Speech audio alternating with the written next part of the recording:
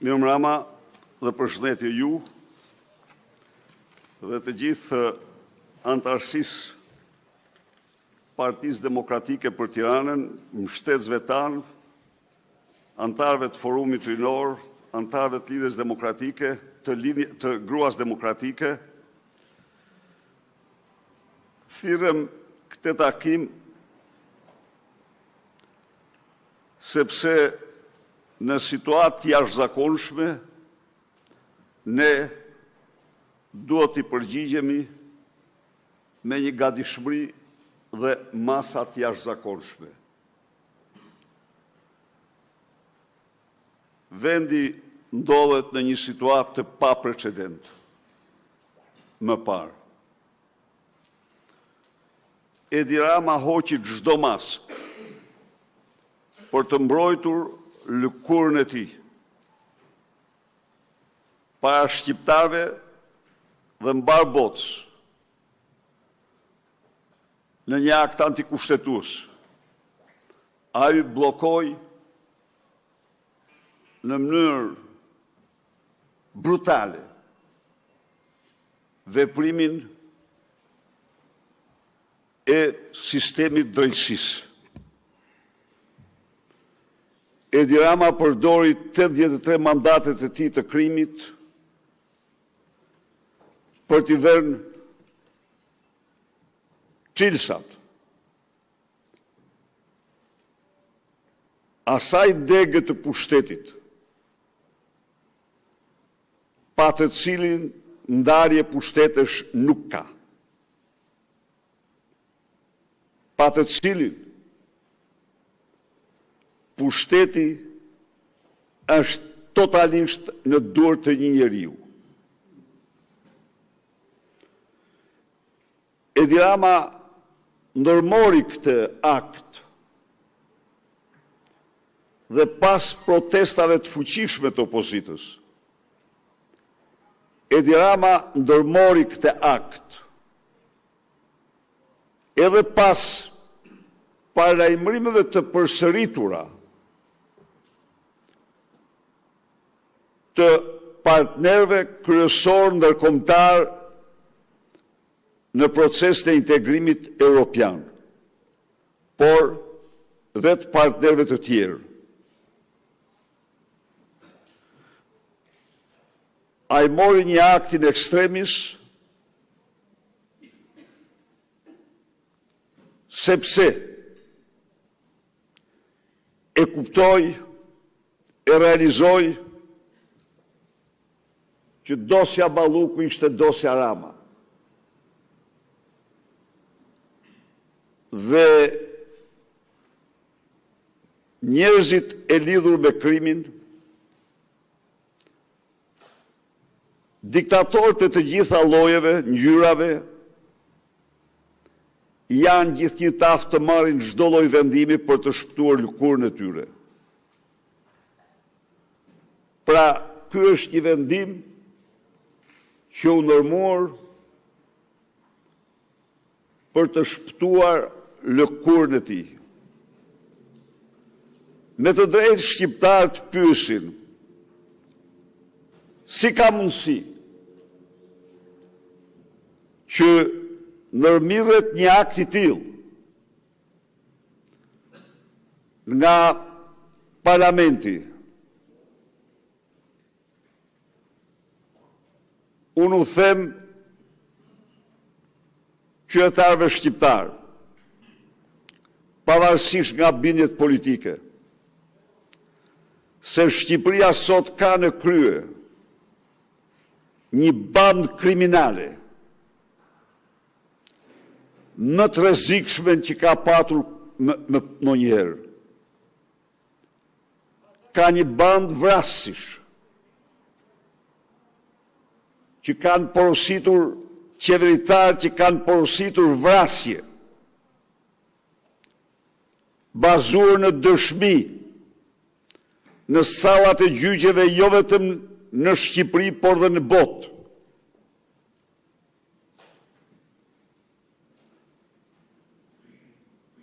Sot Shqipëri, sot Rilinas do të thot kriminal dhe vetëm kriminal. Ata që i shifni ju që rrjeshtohen në mënyrën më të turpshme pas vendimeve të Edi Rams, ata janë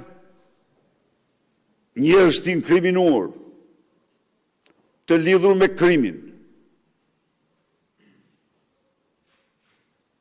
Një grup kriminal i tillë është i aftë të marrë çdo vendim. Nuk ka asnjë rastësi në qëndrimet e tyre në parlament. Jo. Firmat e tyre janë firma krimi. Firmat antarëve të organizatave kriminale në qeveri apo në parlament.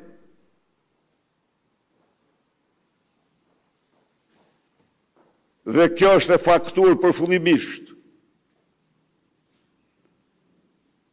Firmat dhe votat e tyre janë votat dhe firmat e atyre që kanë vjedhur shqiptarët dhe vjedhin shqiptarët çdo ditë.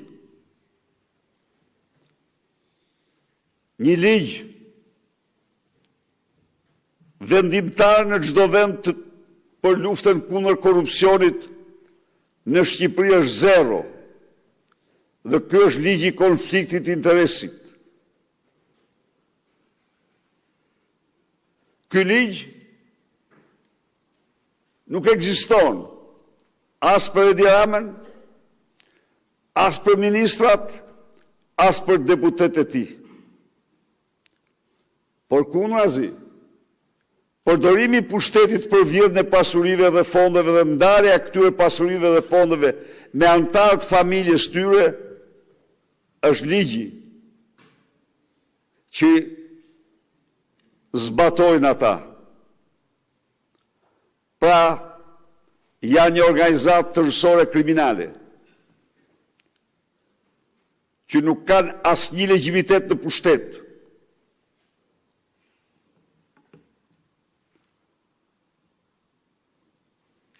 Janë një organizatë kriminale i cili pasi dhunoi masivisht dhe shtroi në fazë zgjedhjet, vazhdon me vendime, vazhdon me procedura me të cilat vjedh dhe vetëm vjedh shqiptarët.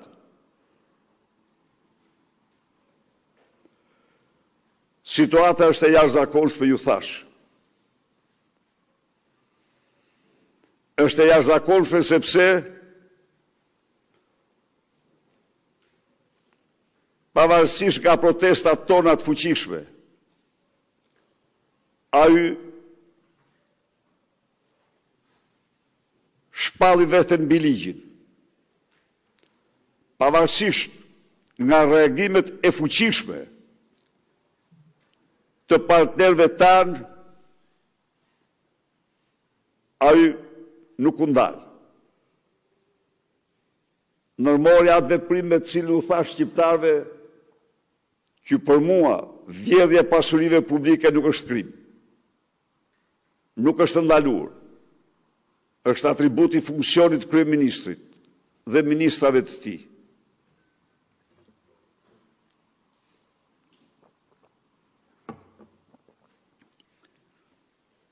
Situata është e jashtëzakonshme sepse si rrallë ndonjëherë mafia mediatike shqiptare, e cila për nga rrezikshmëria është mafia numër 1, më rrezikshme se sa mafia miliardere e kokainës, është hedhur në një sulm të shfrenuar kundër në mbrojtje të Edi Ramës, vjedhje dhe krimeve të tij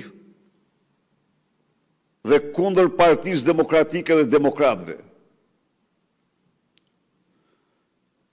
Duhet thënë se në këto kohra të paprecedent në cilat kalon Shqipëria, demokratët dhe demokratët, mbështetëse dhe mbështetësit tanë, me protestat e tyre, me kryengritjet e tyre,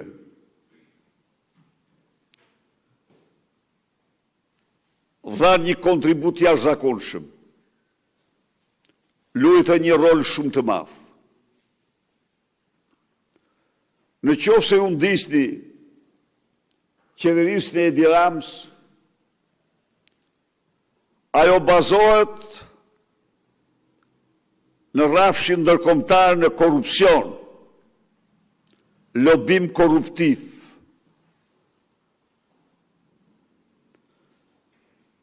Çdo njeri për jush, çdo antar i partisë dhe çdo mbështetës apo i forumeve tona ftoj të rikujtoj vetëm një gjë, vetëm një deklaratë, e cila nuk u bën selin e Partisë Socialiste, por u bën nga lobistët të korruptuar të Edi Ramës, se lufta kundër korrupsionit në Shqipëri, problemi i saj është se shqiptarët nuk ngrihen kundër korrupsionit. Një racizëm i mirëfillt anti-shqiptar. Dhe se çështja Akshit na qenë ka çështje kulturës shqiptare, domethënë shqiptarët kanë kulturë marrjen peng. Kurse çështja Balluk është një çështje interpretimit shqiptar të imunitetit. Në një kohë kur, pak vite më parë, nuk janë diskutuar kurrë kërkesat e prokurorëve për heqje imuniteti ministrave dhe zëvendëskryeministrave. Dhe as i mund diskutohen. Undara në këtë moment se cila është forca e lobimit korruptiv të Edi Ramës, çfarë guximi merr ky lobim të deklarojë një komb se ka kulturë pengmarrjen.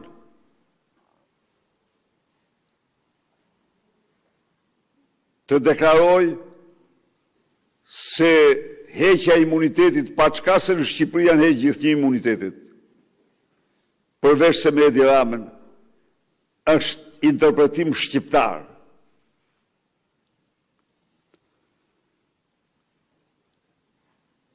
Në të vërtet, me kryengritjen tonë paqësore kemi provuar të kundërtën. Ne kemi damkosur Edi Ramën dhe qeverinë e tij. Me kryengritjen tonë paqësore kemi faktuar se shqiptarët nuk pajtohen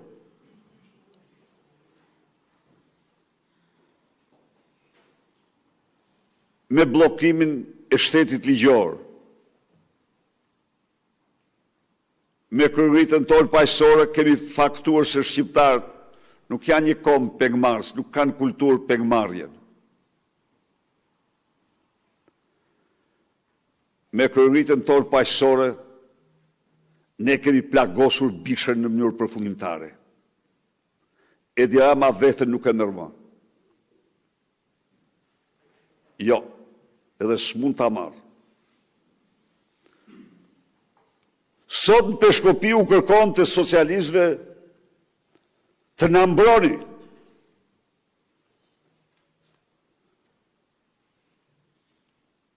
Nga sulmet. Në mënyrë që të vjedhim të qetë. Na mbroni nga sulmet, thoshte ju. E ndjen se çdo shqiptar, pavarësisht ka bindjet politike, por që është njëri që jeton me djersën dhe mundin e vetë, konsideron Edi Rama një kriminal hajdut dhe qeverinë e tij një organizatë kriminale.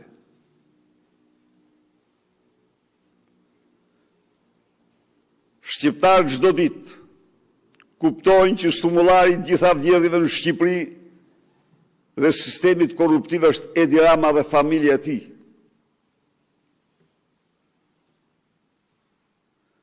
Shqiptarë çdo ditë më shumë po njihen me dimensionet e dosjes Rama Balluku, por po kaq të egra të shëmtuara janë dimensionet e dosjes Aksh të lindave të tij, lindave të Akshit.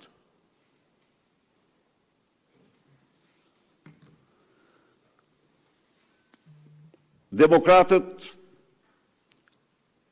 janë në një presion të jashtëzakonshëm, por duhet të jenë më krenarë se kur. Sepse në kushtet të një terrori të vërtet psikologjik, në kushtet të një terrori të vërtet mediatik, në kushtet një terrori policesk, ata ju fakturën shqiptarë dhe botë se janë opozita e vërtet e këtij vendi.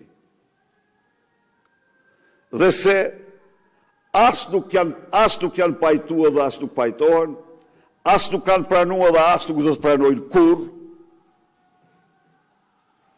që dosja e Lubi Ballukut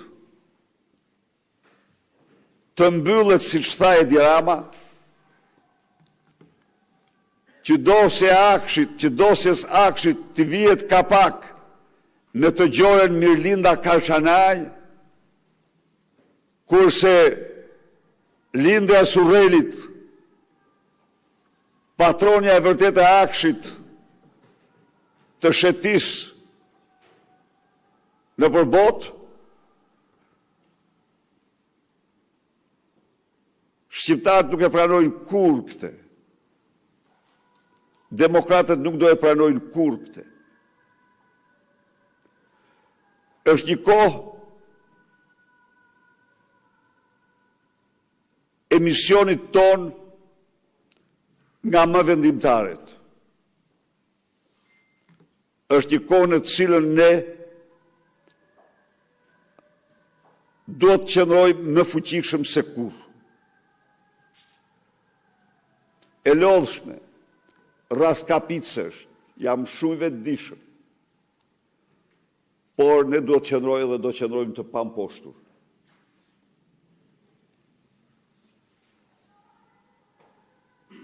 Kur do njëherë nuk është dëgjuar me shumë zërin.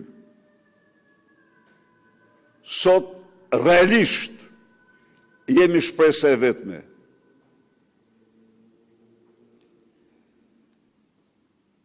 Me të drejtë, më pyeste sot një bashkëbisedues, mbështetës i yni. Doktor, kjo është proteste PD-s. Pse njerëzit rrinë në kafe, pse njerëzit rrinë është pyetje e propagandës, e gatuar nga propaganda.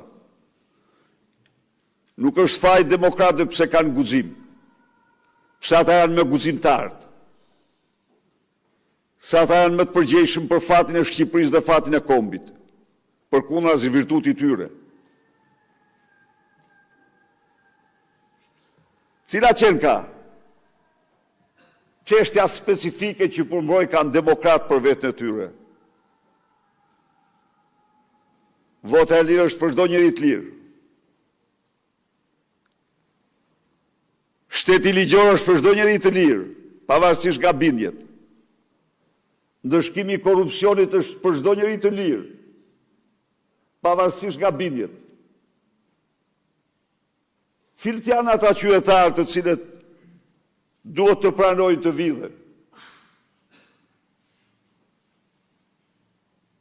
Cilët janë? Asnjë do ta donte një gjë të tillë. Cilët janë ata qytetarë të cilët ekonomikisht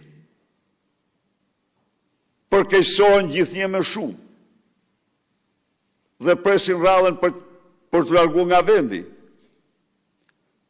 Cilët janë ata fermerë të cilët do të votonin ose do pranonin t'ja u heqin subvencionet në vitin kulmor të rritjes së çmimit të naftës, në një kohë kur tjerë t'i dyfishojnë.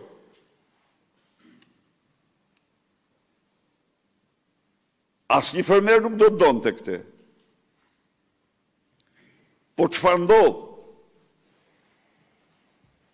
Pse nuk lëvizin? Frika dhe vetëm frika. Frika dhe vetëm frika. Terrori psikologjik, terrori i gjithanshëm mbi ta. Sulmet e egra mbi bizneset dhe mbi çdo gjë të tyre, të njerëzve që protestojnë. Survejimi policor që bëhet. Demokrat e kanë pranuar këtë sakrificë. Kanë pranuar të përballen me gjithë pasojat, por të jenë zëri i pamposhtur i qytetarëve shqiptar. Kjo është e vërteta. Ne do punojmë dhe do bëjmë gjithçka për të bindur çdo qytetar. Por ata të cilët përpiqen të kompleksojnë reagimin ton se nuk po dalin qytetarët, ata janë mjeran, bufador të qeverisë. Në vend se sulmojnë qeverinë që frikson qytetarët, që vjedh qytetarët, përpiqen të gjejnë fajin tek opozita.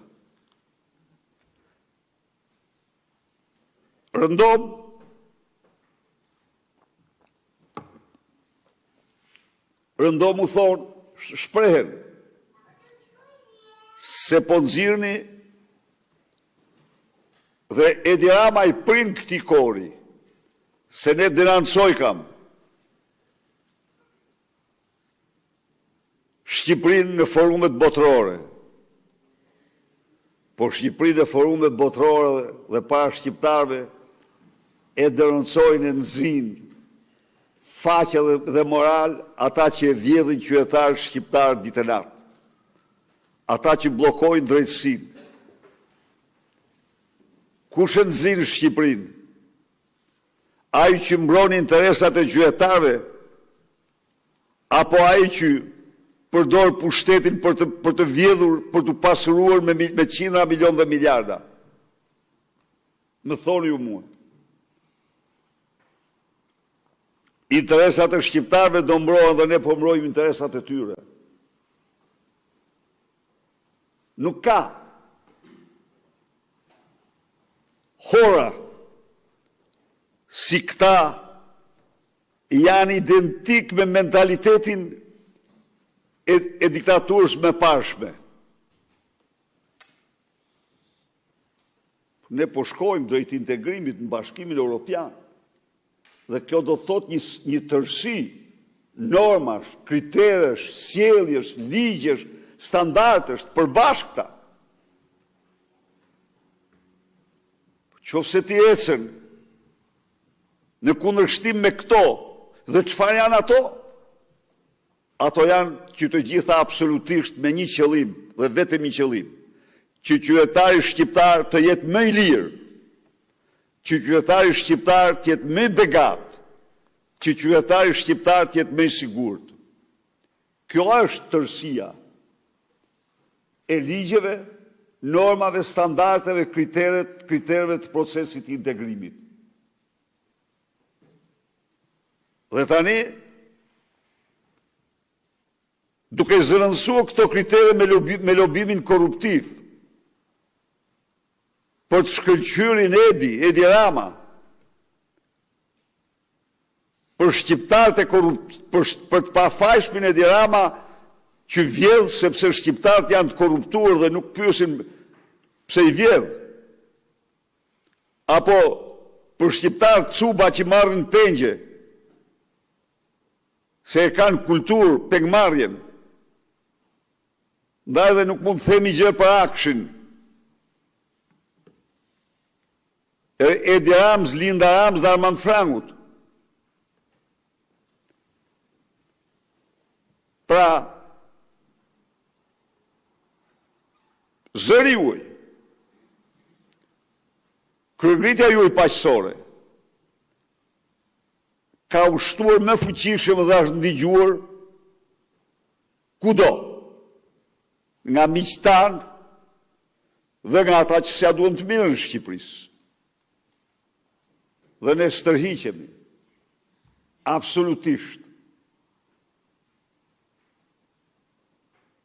Ne në asnjë vend dhe as kërkull nuk themi asnjë fjalë, asnjë presë nga ato që themi këtu. Për ato që themi këtu, si themi për interesat tona politike ne. Ne themi për interesat jetike të qytetarëve shqiptarë. Dhe ato interesa do mbrohen në çdo arenë, në çdo vend ku diskutohet për to. Ndaj dhe njeriu që nxin faqen, njeriu që damkos Shqipërinë,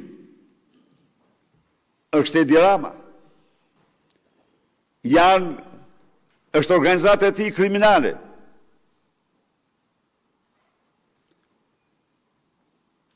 Mafia nuk ka dhe, nuk ka ligj. Dhe këta të tillë janë. Shikoni ju, Olta Gjashken. Olta Gjashka, për shkak të lidhjeve të saj me familjen më mafioze të Ballkanit dhe të Europës, familjen Rama, qëndron në parlament mandat mas mandati, ndonë se kur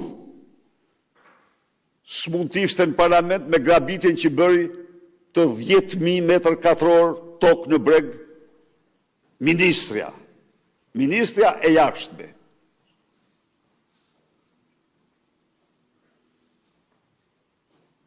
Kryetari i bashkisë që firmosin bëri burg, edhe është në burg.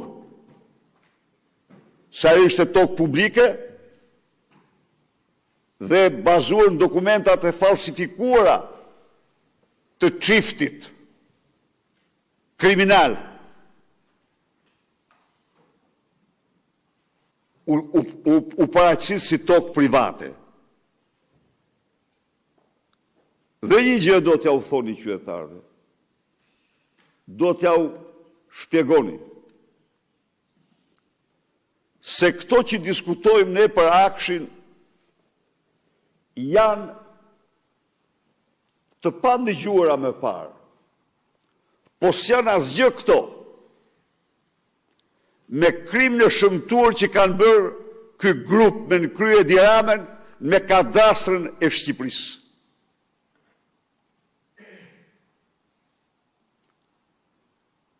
Ju keni dëgjuar se si vetëm nga kadastra e Tiranës u zhduken 13.000 flet.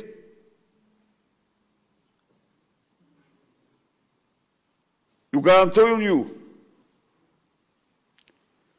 dhe duhet ta dini se janë me mira prona, jo vetëm publike, por prona private të përvetësuara.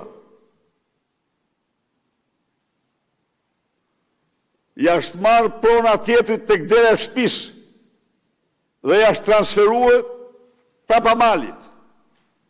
Aty ku mos të duket çudi, aty ku nuk ka patur kur pronë. Operacionet e kadastrës janë operacionet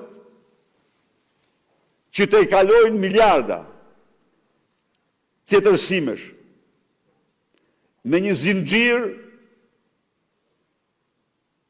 vetëm mafia e më e sofistikuar mund të kujtojë që ta ndërtonte në atë mënyrë. Prona i është transferuar X-it këtu. X-it i është thënë, do t'ja çosh tjetër kujt, atje, një personi tjetër. Ai tjetri do t'ja transferonte një 3, 4, 5 me radhë, gjersa të zhdukej çdo gjurmë për pronën,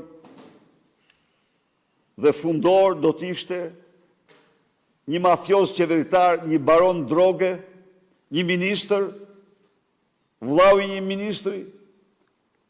Ata janë bërë pronar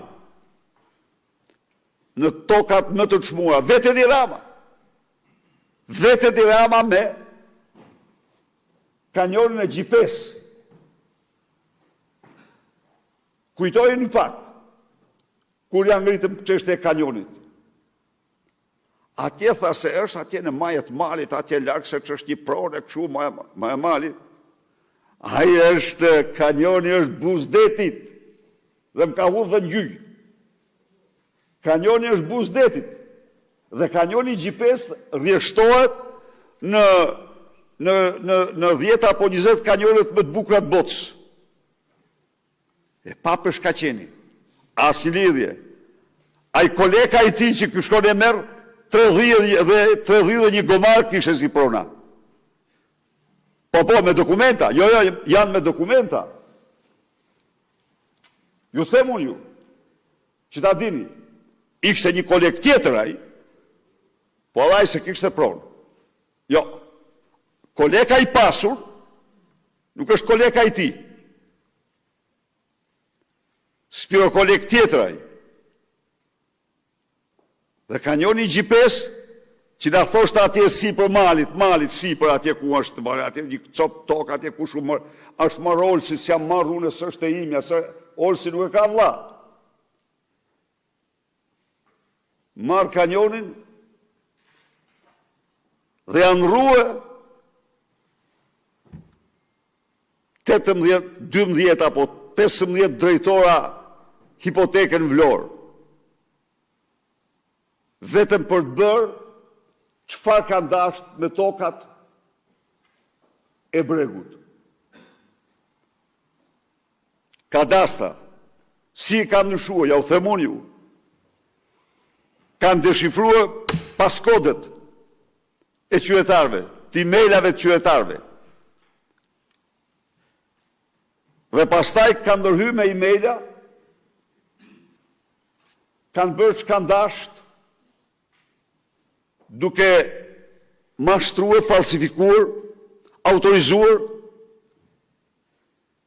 e tjerë. I tërë ky operacion është drejtuar nga Akshi. I tërë. Nuk janë iranjantë. Janë surrelasit, Rama. Ata që kanë hakeruar masivisht emailet e pronarve. Po.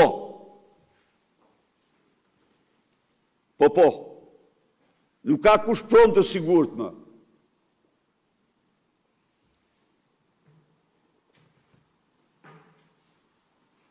Në të gjitha këto,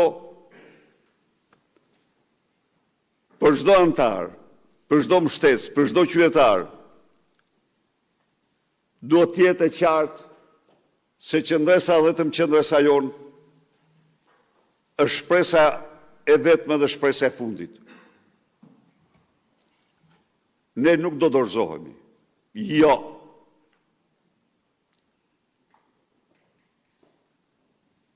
Ky hajdut duhet ikë sa më parë, ky armik. Kjo bandë kriminale duhet largohet sa më shpejt nga pushteti. Ky mendon se bën çdo akt që të shpërqendrojë. Po morali i tyre është morali horave. A janë dëgjuar diplomatin, kryediplomatin? A janë dëgjuar? Kryediplomati i tij, që s'ka asnjë lidhje me shqiptarët,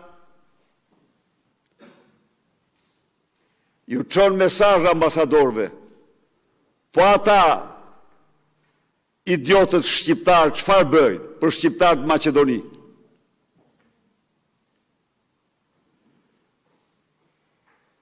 Serbët u thonë dru me pre.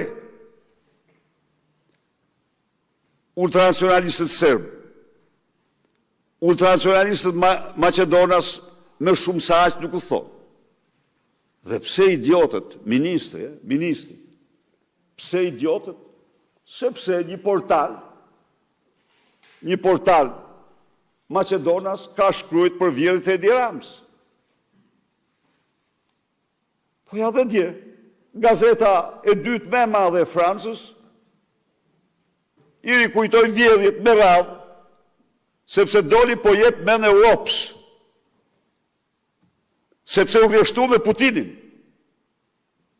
Po, Europa, tha, ky para 3 muaj thoshte, Europa është vetë paqja, Europa është kultura e paqës, është paqja e shkur paqës, dhe Europa nuk mund të marrë mësime për te Atlantikut. Ky ishte problemi. Para 3 ditësh,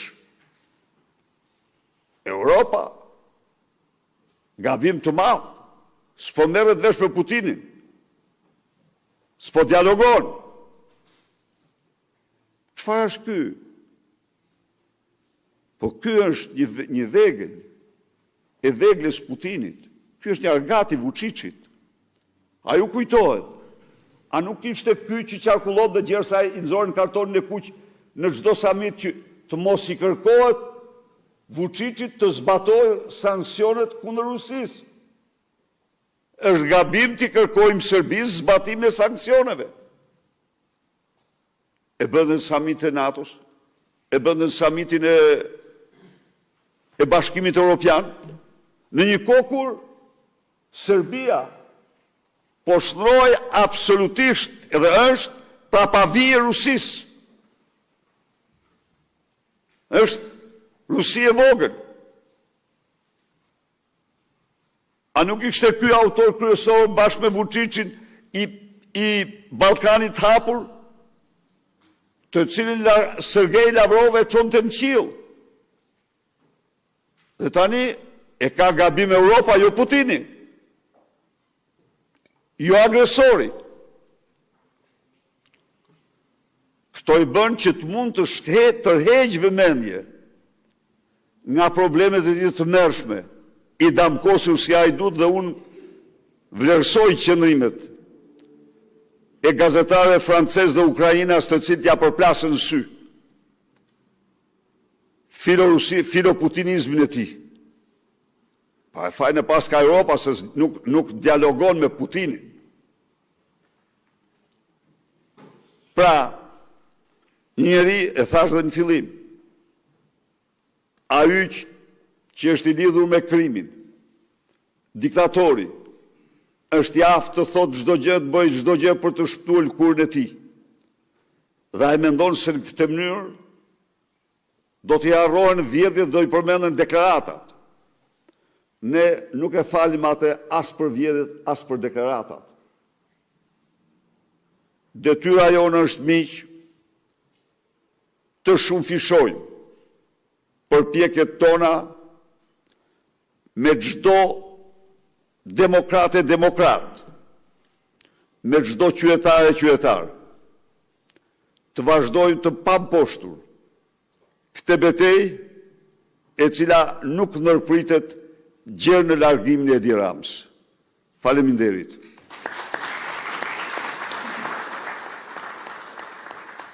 Faleminderit, mediat na fal tani.